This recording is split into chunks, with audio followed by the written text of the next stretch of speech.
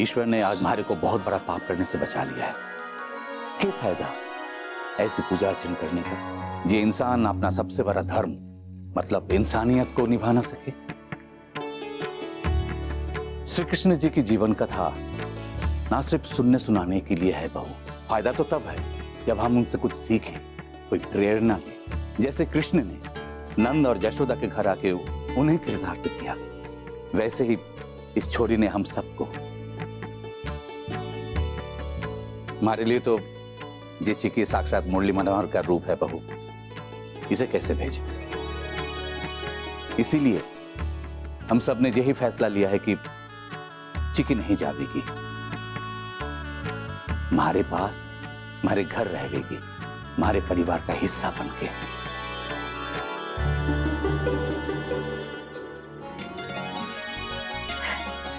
Thank you दद्दा जी, thank you so much. चिट्टी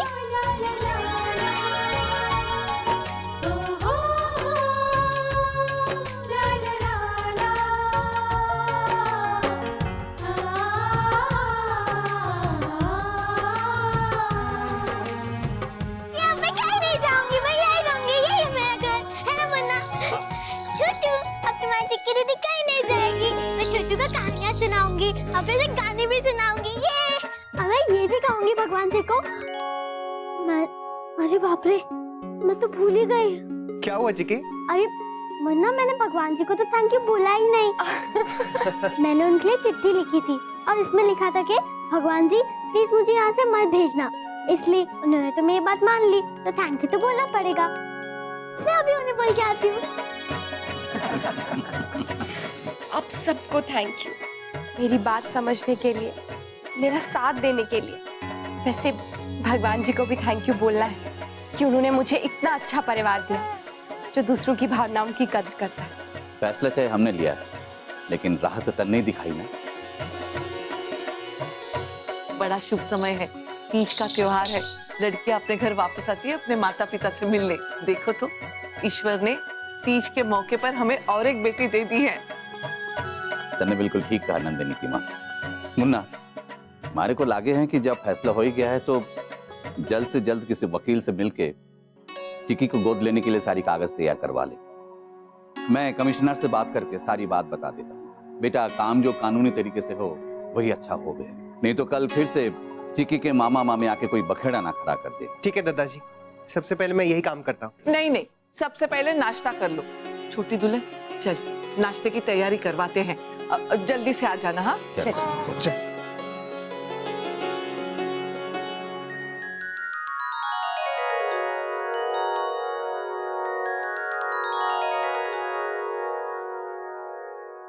अरे शौर्य बेटा बहुत जल्दी आ गया आज। हाँ माँ, ऑफिस में आज सबको जल्दी छुट्टी कर दी। सुना है कि आज शहर में बहुत टेंशन है और कल तो शहर बंद अनाउंस हो भी गया है। आज शाम तक और हालात खराब हो सकते हैं। क्यों, ऐसा क्या हो गया? शहर की सबसे बड़ी मिल के वर्कर्स ने मिलकर हड़ताल कर दी और उनके मालिकों ने उनके खिलाफ पुलिस में रिपोर्ट दर्ज करवा दी और सारे वर्कर्स ने मिलकर मालिकों के खिलाफ प्रदर्शन और रास्ता रोको आंदोलन शुरू कर दिए। अब अगर मालिकों ने उनकी शर्तें नहीं मानी तो हालात और खराब हो सकते हैं, वो लोग तोड़फोड़ भी कर सकते हैं। इस मिल की बाकी शाखाओं के वर्कर्स ने भी अगर आंदोलन कर दिया ना तो पूरे शहर में दंगे होने का डर है। भगवान, बेटा तूने अपने बाबूजी को बताया ना? हाँ माँ, मैंने उन्हें फोन कर दिया है, बस आते ही होंगे। और जमाईसा ने दादाजी और समधी जी को बता दिया होगा ना? हाँ काकी, लेकिन जमाईसा तो आज ऑफिस आया ही नहीं, उनके यहाँ पे आज पूजा है। हाँ लेकिन मैंने उन्हें मैसेज कर दिया था। आज पूजा थी? अरे हाँ हाँ, अक्षरा ने बताया था मुझे, चीकू के लिए पूजा रखवाई है उन्होंने। लेकिन कल तो तीज है, अब शहर में बंद हो जाएगा तो अक्षरा कैसे आएगी? मैं अक्षरा को फोन करके पूछूं, शायद उसने कुछ सोचा होगा। तू रहने दे वर्षा, मैं खुद बात कर लूंगी।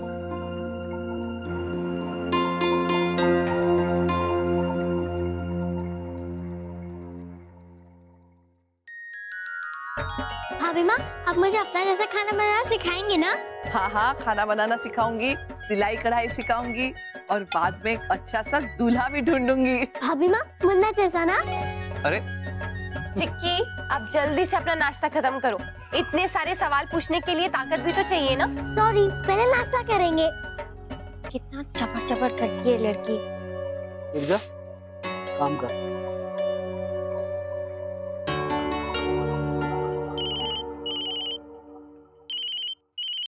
हाँ माँ। हाँ अक्षरा, बेटा तूने सुना क्या? शहर में कुछ तनाव और अशांति है। किसी मिल में हड़ताल हो गई है जिसकी वजह से दंगा होने का भी डर है।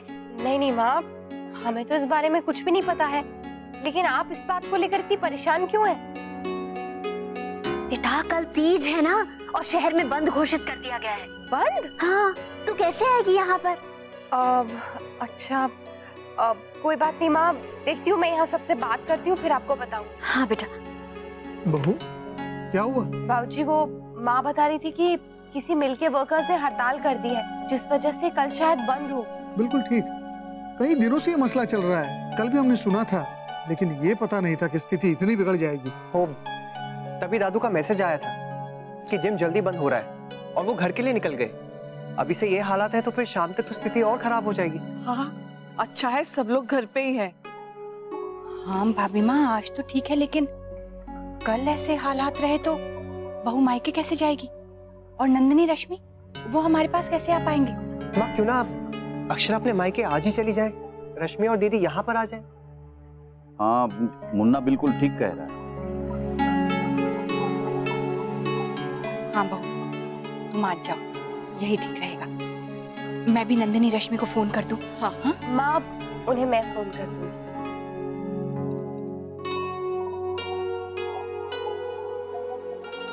बैठो वर्षा, मुझे तुमसे कुछ बात करनी।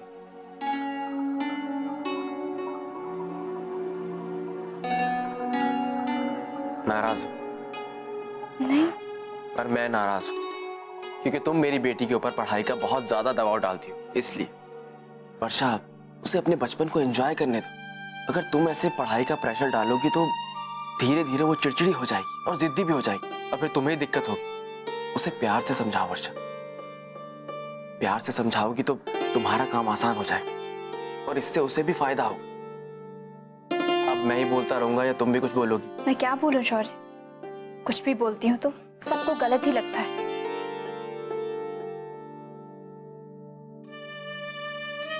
तुम मेरी और माँ की बात कर रही हो ना वर्षा? तुम जानती हो कि माँ तुमसे कितना प्यार करती, और अनन्या वो तो उनकी लाडली है ही। अगर उसे लेकर माँ ने तुमसे कोई बात कह दी या थोड़ी सी नाराजगी जता दी तो इसमें भी उनका प्यार ही नजर आता है। वर्षा, तुम खुद ही बताओ, कभी माँ ने तुमसे कोई ऐसी बात कही जिसे तुम्हें बुरा लगा?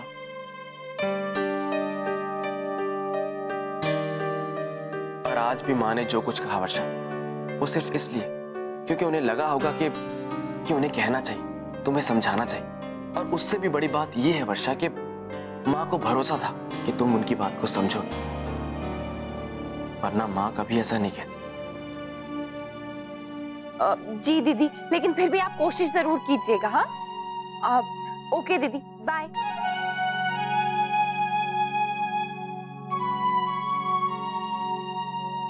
क्या कहा नंदिनी ने? माँ वो दोनों नहीं आ पाएंगी। रश्मि कह रही थी कि उसकी तैयारी अभी पूरी नहीं हुई है और दीदी ने कहा कि उन्हें कुछ काम है, इसलिए अगर कल दंगे नहीं हुए तो वो आएंगे और अगर हुए तो फिर देखी जाएगी। बढ़िया थी, लड़कियां तीज पर आएंगी। अब भाभी माँ, आप रो क्यों रही है? प्लीज चुप हो जाइए, वो लोग आ रहे हैं। अब हमने सोचा आज बहाना बनाएंगे और कल जब वो आएंगी तो आपको सरप्राइज मिलेगा। आप लोग मुस्कुरा क्यों रहे हो? क्यों बहू, सिर्फ बच्चे मजाक कर सकते हैं, बड़े नहीं।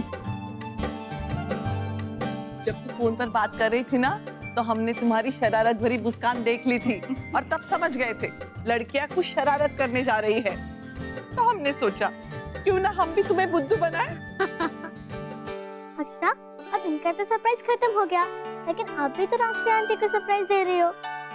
हाँ वो तो है, माँ को अभी तक पता ही नहीं है कि मैं आने वाली हूँ, उनके लिए भी ये सरप्राइज होगा।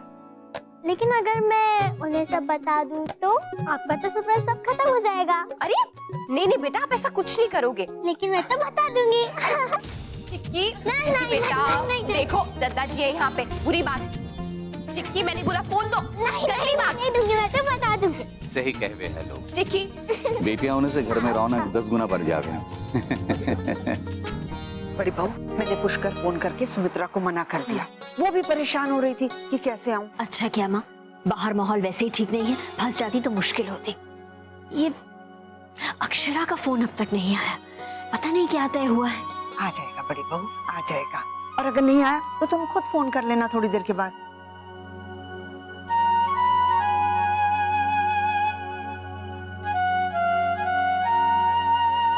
माँ प्लीज मुझे माफ कर दीजिए, आई एम सॉरी।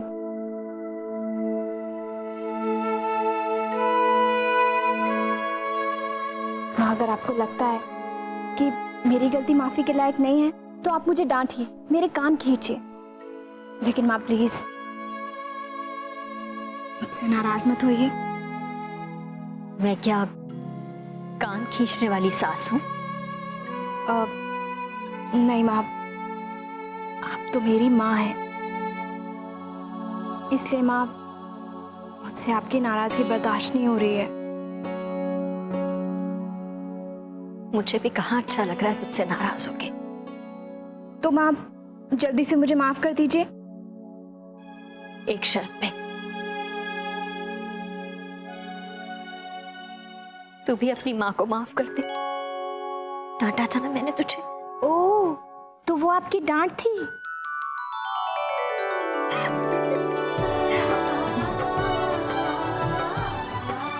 मेरे बच्चे।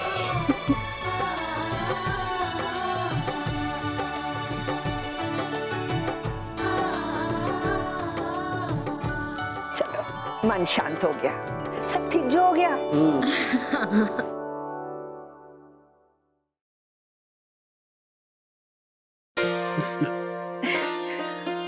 अब मैं आपके बगैर कैसे रहूंगा? अरे एक ही दिन की तो बात है। एक दिन, हे भगवान। अच्छा, तो आपको एक दिन कम लग रहा है तो कोई बात नहीं है, मैं एक दिन और रुक जाऊंगी, परसों वापस आ जाती हूँ। हे भगवान, नहीं। ठीक है, फिर नरसों आ जाती हूँ, या तो फिर एक काम करती हूँ ना, हफ्ता 2 हफ्ता वहीं रुक जाती हूँ, फिर तो आ ही जाऊंगी ना, और तब तक तो सब खत्म भी हो गया होगा। हाँ, और उसके साथ मैं भी। सोच के बुला कीजिए नैतिक। आप बताइए, आप वापस कब आएंगी? आप कहे तो मैं जाऊं ही ना। नहीं नहीं, आप जाइए। तो फिर ठीक है ना, मुझे देर क्यों करा रहे हैं, पैकिंग करने दीजिए। और हाँ नैतिक, एक बात तो आपसे कहना भूल ही गई, चिक्की का थोड़ा ध्यान रखिएगा। वो वैसे तो मैं गिरजा को बोल दूंगी उसके खाने पीने का ख्याल रखे, लेकिन आप फिर भी देख लीजिए। अक्षरा, मैं सोच रहा था कि क्यों ना धीरे धीरे आप चिक्की को हमारे घर के तौर तरीके से खाना शुरू कर दीजिए। मैं भी यही सोच रही थी कि उसे इस घर के सारे तौर तरीके सिखाऊं कि यहाँ क्या क्या रस्म होती है, कैसे त्योहार मनाए जाते हैं, एक एक चीज। बा आइए ना। ये सोया नहीं? हाँ, इसीलिए ले आई कि कपड़े बदल दें। जी बा।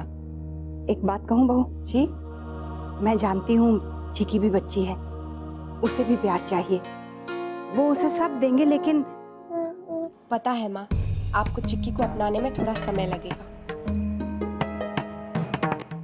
लड़कियां आई नहीं अब तक। हाँ भाभी माँ, लेकिन हमारी भी कौन सा अब तक तैयारी हुई है। राजमन्ना, कुछ पता चला? बाहर सब ठीक तो है ना? जी, अभी अभी गुप्ता जी से बात हुई थी, बता रहे थे यूनियन ने बहुत बड़ा मोर्चा निकाला है जो जवेरी बाजार की ओर आ रहा है। हे भगवान, फिर तो मुन्ना और बहू को अब निकलना चाहिए। पता नहीं इतनी देर क्यों लगा रहे हैं। हाँ, सब अपने अपने ठिकाने पहुंच जाए तो चिंता कम हो जाएगी। गिरजा, जी भाभी। सुनो, चिक्की के साथ मिलकर उसकी अलमारी जमा देना और उसके खाने पीने का ध्यान रखना, मिर्ची ज्यादा मत डालना और रात को सोती मत रहना, बार बार उसको देखना, ख्याल रखना। जी। जबरदस्ती का एक और काम बढ़ गया।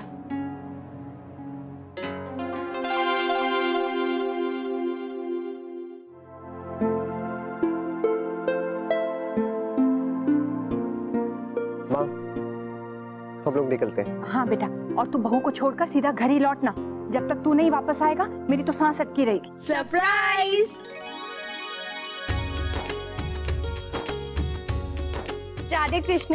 राधे कृष्ण। राधे कृष्ण बेटा, बड़ी देर लगा दी आने में। हाँ, हम कब से इंतजार कर रहे थे। अरे ये क्या बात हुई, हमने आपको सरप्राइज दिया और हमने तुम्हारा झूठ पकड़ लिया, वो भी बोलने से पहले। इसका मतलब है आपको पता था हम आ रहे हैं। हाँ, बहू से पता लगा लिया। तुम्हें क्या लगा हमें बेवकूफ बना लोगे? नमस्ते। राधे कृष्ण। नमस्ते। तुमने तो हमें नहीं चौंकाया, लेकिन हमारे पास तुम्हारे लिए एक चौंका देने वाली खबर है। हाँ, हमने चिकी को गोद ले लिया।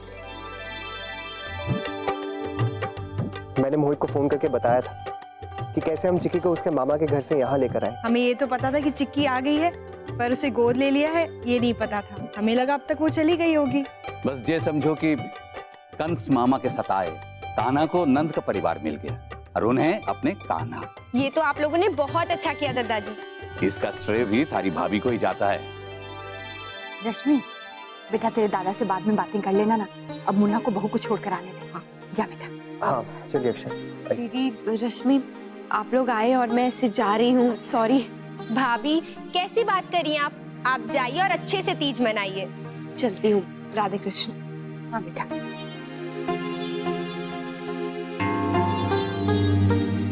अपना ख्याल रखना, हाँ, और उदास मत होना, कल तो हम आ ही जाएंगे। अक्षरा जल्दी आना, चूचू की बहुत याद आएगी। अक्षरा, आप देखिएगा हम लोग इतना मजा करेंगे कि किसी को भी मिस नहीं करेंगे। और चिकी, जब तक मैं अक्षरा को छोड़कर आता हूँ ना, आप सोच लीजिए कि पहले कौन सी गेम खेलेंगे आप।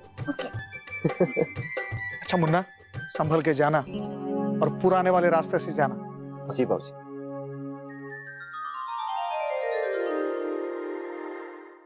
अभी तक फोन नहीं आया अक्षरा का, पता नहीं कल आ भी पाएगी या नहीं। माँ, कल की कल देखेंगे, आप अभी से टेंशन क्यों ले रही हैं? अगर कल भी कोई रास्ता नहीं निकला तो? अरे तो हम आपको वहाँ ले जाएंगे। जी लेकिन कल तो शहर बंद है ना। फिर भी ले जाएंगे। जी कैसे? उड़ के, तैर के, किसी तरह भी ले जाएंगे। आप बस इस तरह परेशान होना बंद कीजिए। जानती हूँ आप मेरा मन बहलाने के लिए कह रहे हैं। चलो शुक्र है, आप समझी तो। क्या? किसी से बात ही नहीं करनी है मुझे। अब अरे माँ माँ माँ माँ, आप तो बुरा ही मान गई। अब मत जाइए ना। चाय बनाने जा रही हूँ, नहीं पीनी है तो कोई बात नहीं। अरे नहीं नहीं, पीनी है ना, वो भी आपके हाथों की बनी हुई। अरे बेटा, आज तो बिल्कुल कड़क चाय के लिए तैयार हो जाओ।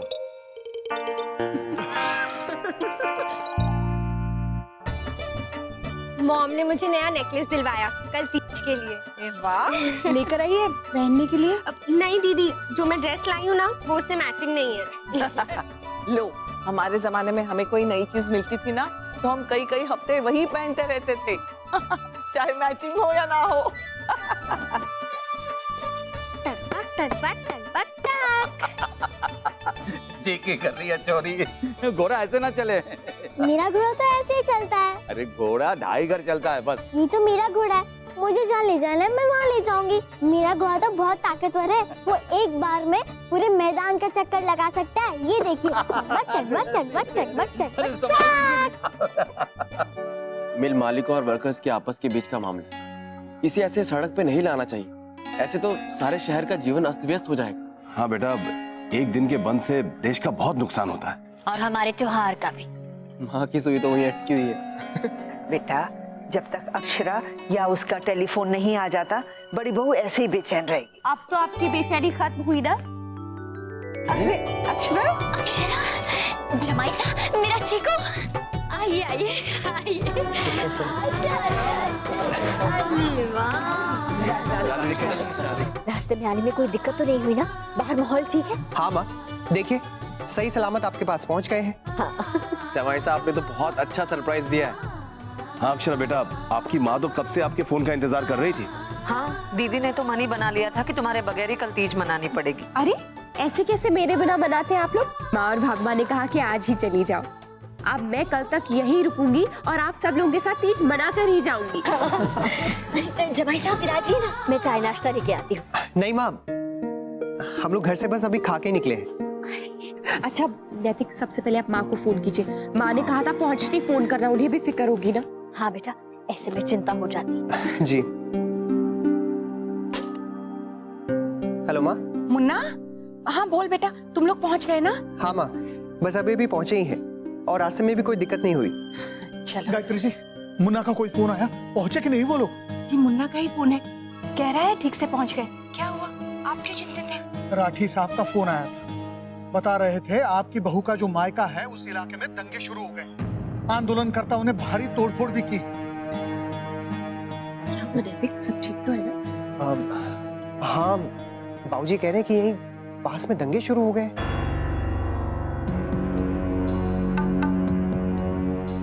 मुन्ना, सुना बेटा तेरे बाबूजी क्या कह रहे हैं? आज तू घर से बाहर मत निकलना बेटा। उससे कहिएगा वही रहे। पर माँ, मैं यहाँ पर कैसे रुक सकता हूँ? मुझे तो घर आना ही है ना। मैं काम करता हूँ, मैं दूसरे रास्ते से आ जाता हूँ, आप चिंता मत कीजिए। नहीं नहीं जमाई साहब, गायत्री बहन सही कह रही हैं, आप यही रुक जाइए, मत जाइए। हाँ जमाई साहब, अपने घर पे तो है, आराम से रहिए।